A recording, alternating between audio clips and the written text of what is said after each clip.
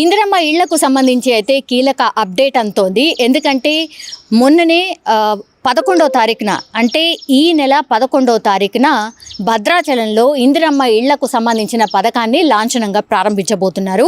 ఇది already announce చేశారు. దానికి సంబంధించి కూడా 3,000 కోట్ల రూపాయలు ఆల్రెడీ గవర్నమెంట్ రిలీజ్ చేసింది. జీవో కూడా జారీ చేసింది. సో చకచక గ్రౌండ్ వర్క్ అయితే జరిగిపోయిన పరిస్థితి అయితే స్పష్టంగా కనిపిస్తోంది. అయితే ఈ ఇందిరమ్మ ఇల్లు ఎవరికి రాబోతున్నాయి దానికి సంబంధించి అయితే మార్గదర్శకాలు ఈరోజు రిలీజ్ చేసింది సర్కార్. దానికి సంబంధించిన ఇన్ఫర్మేషన్ ఏది ఇప్పుడు 5 లక్షల రూపాయలు ఇందిరమ్మ ఇళ్ల కోసం మేము ఇవ్వబోతున్నాం అన్నటువంటి మాట చెప్పింది సర్కార్. అయితే ఎవరికైతే జాగా ఉందో వాళ్ళకి ముందస్తుగా ఈ 5 లక్షల రూపాయలు అందించబోతోంది అనేది ఒక చర్చ జరిగింది. మరి భూమి లేని వాళ్లకు ఎలా భూమి ఇస్తూ 5 లక్షల రూపాయలు ఇవ్వబోతోందా? ఇట్లా రకరకాల డౌట్స్ అయితే అందరూ వ్యక్తం చేసిన సిచ్యువేషన్ కనిపిస్తోంది. అండ్ ఎవరు అర్హులు కాబోతున్నారు ఇది కూడా చాలా మందికి డౌట్ ఉంది. అండ్ కొత్త రేషన్ కార్డులకు సంబంధించి అయితే జారీ ఇంకా ప్రక్రియ స్టార్ట్ కాలేదు కాబట్టి మరి కొత్త రేషన్ కార్డులు పొందకుండానే ఈ పథకాన్ని స్టార్ట్ చేస్తే మరి కొత్త రేషన్ కార్డు ఎవరైతే రాని వాళ్ళు ఎవరైతే అప్లికేషన్ చేసుకున్నారో వాళ్ళ పరిస్థితి ఏంటి? ఇట్లా రకరకాల డౌట్స్ అయితే క్రియేట్ అయిన సిచ్యువేషన్. సో దానికి సంబంధించి అయితే గవర్నమెంట్ టోటల్గా ఒక క్లారిఫికేషన్ అయితే ఇచ్చే ప్రయత్నం చేసింది. మొదటి విడతగా అయితే 95,235 ఇళ్లకు సంబంధించి అయితే మేము మంజూరు చేయబోతున్నాం అని అనౌన్స్ చేసింది. అందులో భాగంగా 57,000 రూపాయలకు సంబంధించి 57,000కు సంబంధించిన ఇళ్ళు పట్టణ ప్రాంతాల్లో మండలాల్లో అనుకోవచ్చు. దెన్ ఈ 35,000కు సంబంధించిన ఇళ్ళు ఏవైతే ఉన్నాయో అది గ్రామీణ ప్రాంతాల్లో ఇవ్వబోతున్నాం అనేటువంటిది అయితే గవర్నమెంట్ చెప్పినటువంటి పరిస్థితి. సో ఇవి ఎవరెవరికి రాబోతున్నాయి? మరి ఒకటేసారి 5 లక్షల రూపాయలు మంజూరు చేయబోతోందా సర్కార్? సో లబ్ధిదారులు ఎవరైతే ఉంటారో వాళ్ళందరికీ మరి ఒకటేసారి ఈ 5 లక్షల రూపాయలు ఏవైతే ఉంటాయో వాళ్ళ అకౌంట్లో ఇవ్వబోతోందా? ఈ 5 లక్షల రూపాయల కేటాయింపు ఎలా ఉండబోతోంది? ఇది అందరికీ ఉన్నటువంటి ప్రశ్న. సో దీనికి ఒక సొల్యూషన్ చెప్తోంది గవర్నమెంట్. అదేంటంటే నిర్మాణ దశ అండ్ ఆధార్ కార్డు ఆధారంగా బ్యాంక్ అకౌంట్లను అయితే నేరుగా నిధులను ప్రభుత్వం అయితే విడుదల చేయబోతోంది. అంటే నిర్మాణ దశ అంటే ఎవరైతే ఇళ్ళు మంజూరయ్యాయో వాళ్ళు ఇల్లు స్టార్ట్ చేశారా లేదా?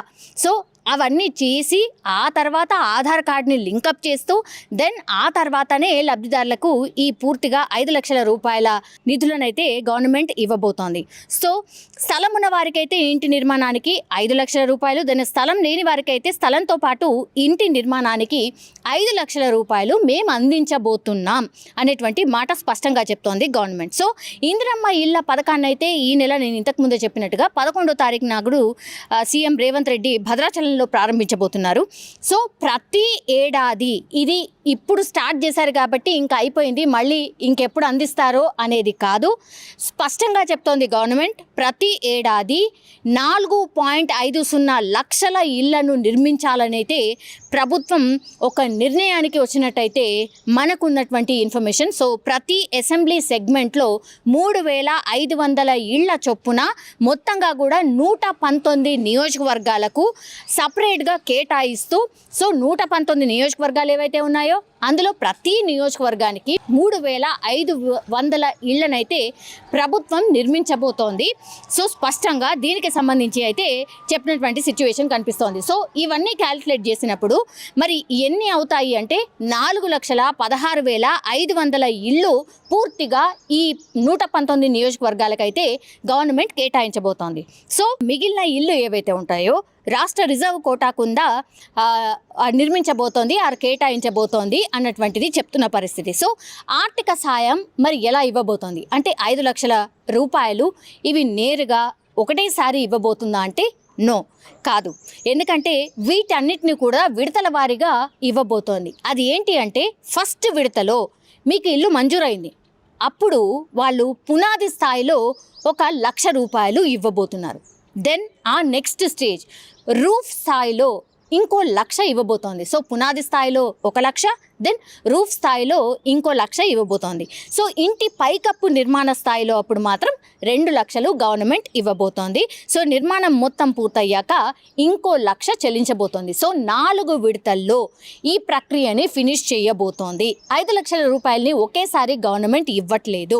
సో దశల వారీగా 4 దశల్లో ఇంటి నిర్మాణానికి సంబంధించిన ఈ 5 లక్షల రూపాయలు ఏవైతే ఉన్నాయో వాటిని ఖచ్చితంగా ఇవ్వబోతున్నాం అన్నటువంటి మాట చెప్తోంది. ఈ దశలు కూడా ఎందుకు పెట్టిందంటే ఒకవేళ 5 లక్షల రూపాయలు ఒకేసారి నేరుగా ఇచ్చేసినప్పుడు మరి వాళ్ళు కట్టుకున్నారా లేదా, కట్టుకోకుండా మరి ఆ నిధులను వేరే వాటికి వాడుకున్నారా, ఇట్లా రకరకాలుగా ఉంటుంది. కాబట్టి అందులో భాగంగానే ఫస్ట్ 1,00,000 రూపాయలు మాత్రమే ఇస్తుంది. ఆ తర్వాత మీ ఇంటి నిర్మాణం ఎట్లయితే దశల వారీగా కొనసాగుతుందో ఆ దశల వారీగానే ఈ నిధులను కూడా రిలీజ్ చేయబోతోంది. అండ్ అర్హులు ఎవరు, ఇదైతే అందరిలో ఉన్నటువంటి చర్చ. అర్హులు ఎవరంటే ఖచ్చితంగా చెప్తోంది రేషన్ కార్డు ఎవరైతే ఉంటుందో, రేషన్ కార్డు ఎవరికైతే ఉందో వాళ్ళే అర్హులు కాబోతున్నారు. అయితే రేషన్ కార్డు ఉన్న వాళ్ళు అందరూ అర్హులు అవుతారా అంటే నో. అగైన్ ఈ రేషన్ కార్డులో కూడా ఒకవేళ మీకు బండి ఉందో లేకపోతే ఇంకోటి కారు ఉందో ఇట్లాంటి వాళ్ళని అందరి కూడా ఒక ప్రక్షాళన జరిగింది. ఎందుకంటే మొన్న ప్రజాపాలనలో భాగంగా దరఖాస్తులు తీసుకున్నప్పుడు మాత్రం వీళ్ళకు పూర్తిగా ఒక డాటా అయితే వచ్చింది. అది ఏంటి అంటే ఖచ్చితంగా ఈ అన్ని క్యాలిక్యులేట్ చేస్తే కూడా ఒక 30 నుంచి 40 లక్షల మందికి మాత్రమే ఇంకా ఇల్లు లేని వారు ఉన్నారు. కాబట్టి ఆ ఇల్లు లేని వారికి ఇప్పుడు ఈ ఇంటి నిర్మాణంలో భాగంగా ఇందిరమ్మ ఇళ్లను ప్రభుత్వం అయితే అందించబోతోంది. సో ఫస్ట్ ఎవరు అర్హులు అవుతారంటే రేషన్ కార్డు ఎవరికైతే ఉండిందో వాళ్ళు మాత్రం అర్హులు కాబోతున్నారు. సో ఇప్పుడు లబ్ధిదారుడు విధిగా అంటే ఖచ్చితంగా బీపీఎల్ కుటుంబం అయి ఉండాలి. అంటే దారిద్ర్య రేఖకు దిగువన ఎవరైతే ఉన్నారో వాళ్ళే అర్హులు కాబోతున్నారు. అండ్ లబ్ధిదారుడికి సొంత స్థలం ఉండాలి లేదా ప్రభుత్వ స్థలం అయినా ఇచ్చి ఉండాలి. ఇవి రెండు కూడా ఖచ్చితంగా ఉంటేనే వాళ్ళు కూడా నేను ఇవన్నీ చెప్తుంది ఏంటి అంటే అర్హులు ఎవరు అనేటువంటిది. నేను ఫస్ట్గా చెప్పాను రేషన్ కార్డు ఖచ్చితంగా ఉండాలి.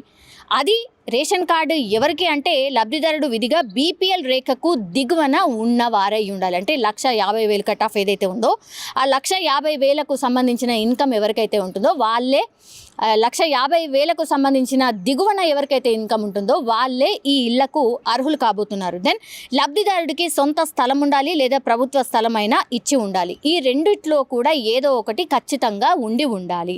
దెన్ వివాహమై ఉమ్మడి కుటుంబంలో ఉంటున్నా సరే లబ్ధిదారుడిగా ఎంపిక కావచ్చు. ఒకవేళ మీరు వివాహమైంది అయినా సరే మీ అమ్మా నాన్నతోనూ వాళ్ళతోనే ఉన్నా కూడా మీరు సపరేట్గా అప్లై చేసుకోవచ్చు. వాళ్ళు కూడా అర్హులు కాబోతున్నారు. ఉమ్మడి కుటుంబంలో మీరు ఒకవేళ వివాహమై కలిసి ఉంటున్నప్పటికీ కూడా సపరేట్గా మీరు అప్లై చేసుకోవచ్చు.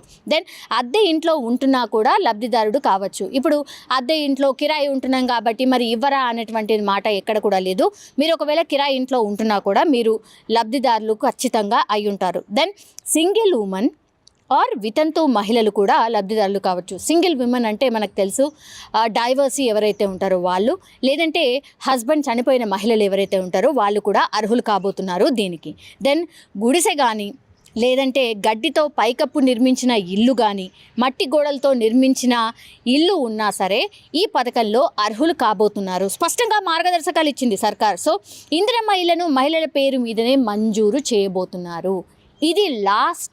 ఇది ఏంటంటే మార్గదర్శకాలు ఇది లాస్ట్. బట్ ఇందిరమ్మ ఇళ్లను ఖచ్చితంగా మహిళల పేరు మీదనే ఉంచబోతున్నారు. ఎందుకంటే మనందరికీ తెలుసు మహిళల పేరు మీదనే ఉంటేనే వాళ్ళు ఇల్లుని నిలుపుకునే ప్రయత్నం చేశారు. ఎందుకంటే ఇల్లు అనేది అందరికీ ఒక కళ కాబట్టి అది ఖచ్చితంగా మహిళల పేరు మీదనే ఉండాలి.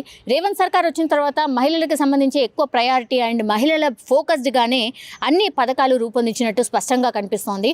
సో అందులో భాగంగానే ఈ ఇళ్లను కూడా మహిళల పేరు మీదనే రిజిస్టర్ చేయించబోతున్నారు. అండ్ లబ్ధిదారులు ఎవరైతే ఉంటారో వాళ్ళు కూడా మహిళలే ఉండబోతున్నారు అన్నటువంటి మాట స్పష్టంగా మనకైతే ఈ మార్గదర్శకాలు చూస్తే అర్థమవుతోంది. సో కీలకంగా ఈ లబ్ధిదారుల ఎంపిక ఉండబోతోంది. ఇదే ఫోకస్డ్గా అయితే ఇళ్ల మంజూరు జరగబోతోంది. 4 దశల్లో ఇళ్ల మంజూరు అండ్ అర్హులు ఎవరు అన్నటువంటిది మార్గదర్శకాలు అయితే రిలీజ్ అయ్యాయి.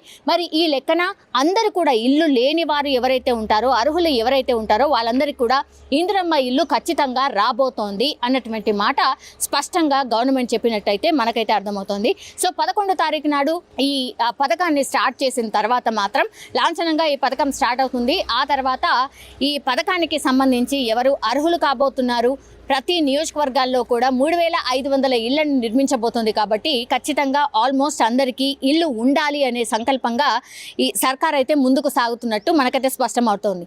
ఇంకోటి ఏంటంటే ఇప్పుడు డబుల్ బెడ్రూమ్ ఇళ్ళు ఎవరికైతే ఇంకా అలాట్ అయ్యాయి, లేదంటే అలాట్ కాకుండా అలా ఉండిపోయాయి, మరి వాటిని ఏం చేయబోతున్నారు, దానికి సంబంధించి సొల్యూషన్ ఏం చూపించబోతోంది అనేది కూడా ఇప్పుడు ఒక చర్చ నడుస్తోంది. ఎందుకంటే డబుల్ బెడ్రూమ్ ఇళ్ళు చాలామంది ఆశిస్తున్న వాళ్ళు అప్లికేషన్ ఆల్రెడీ పెట్టుకొని ఉన్నారు. కాబట్టి మరి ఆ డబుల్ బెడ్రూమ్ ఇళ్ళు అలాగే ఎవరికి కేటాయించకుండా అలాగే ఉండిపోయాయి. చాలా నియోజకవర్గాల్లో అట్లా చాలానే ఆ ఇళ్ళు ఉన్నాయి. మరి ఆ ఇళ్లకు సంబంధించి కూడా త్వరలోనే మార్గదర్శకాలు రిలీజ్ చేయాలి. ఎవరు లబ్ధి పొందుతారు అనేది వంటిది కూడా దీనిపైన కూడా ఫోకస్ పెట్టాలి అనేది కూడా ప్రజలు కోరుతున్న సిచ్యువేషన్ కనిపిస్తోంది. సో ఫస్ట్ అయితే ఈ పథకాన్ని స్టార్ట్ చేసిన తర్వాత డెఫినెట్లీ ఆ నెక్స్ట్ కూడా ఆ ఇళ్లను కూడా కేటాయించే అవకాశం కనిపిస్తోంది అనేటిదే వంటి సమాచారం అయితే మనకైతే అందుతోంది.